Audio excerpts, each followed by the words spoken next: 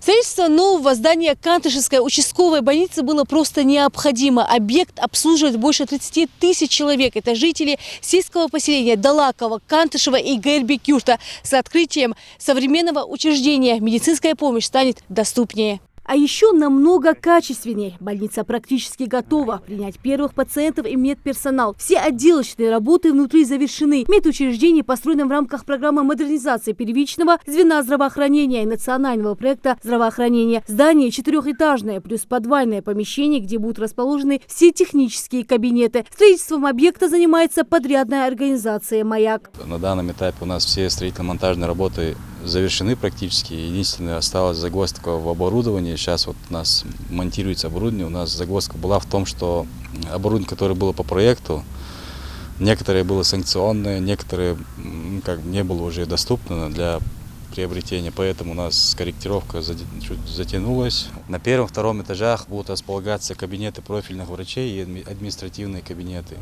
Третий-четвертый этаж предназначен для амбулаторного, как стационарного лечения, там расположены палаты в основном.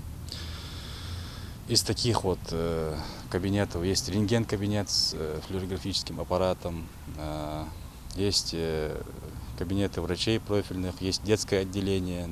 Все социальные учреждения в республике должны строиться с душой для людей качественно и в срок. Об этом всегда говорит глава республики. Махмуд Али Калиматов сам лично проверил ход строительства нового здания Кантышевской участковой больницы. Особое внимание уделили оснащенности объекта. Здесь в каждом кабинете будут установлены современные аппараты для диагностики и лечения заболеваний. О таких условиях только мечтали, признается заведующая Кантышевской участковой больницы.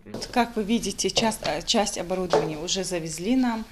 В данном кабинете будет сидеть один специалист и оказывать специализированную помощь. Я знаю, что в старом корпусе в одном кабинете у вас 3 врача сидело, да?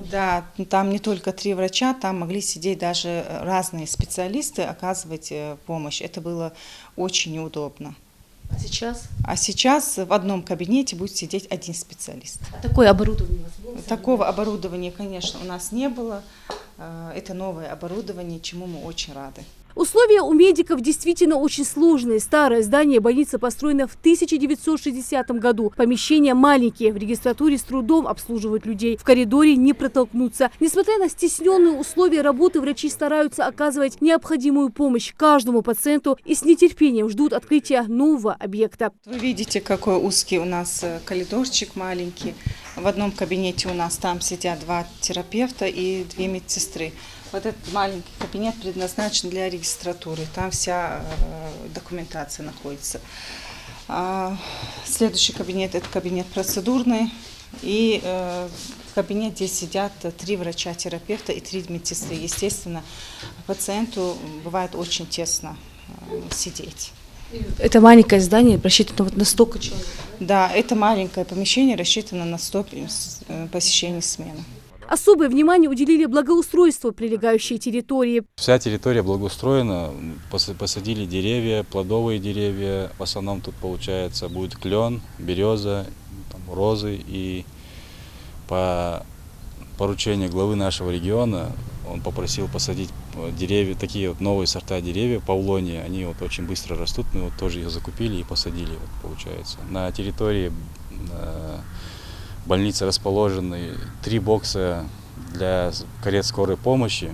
Один, получается, предназначен для ремонта и 2 для стоянки машины. Объект будет сдан в эксплуатацию в конце года. К тому времени здание будет полностью готово принять медиков и пациентов. Рина Сычоева, Султан Булгучев, Новости 24.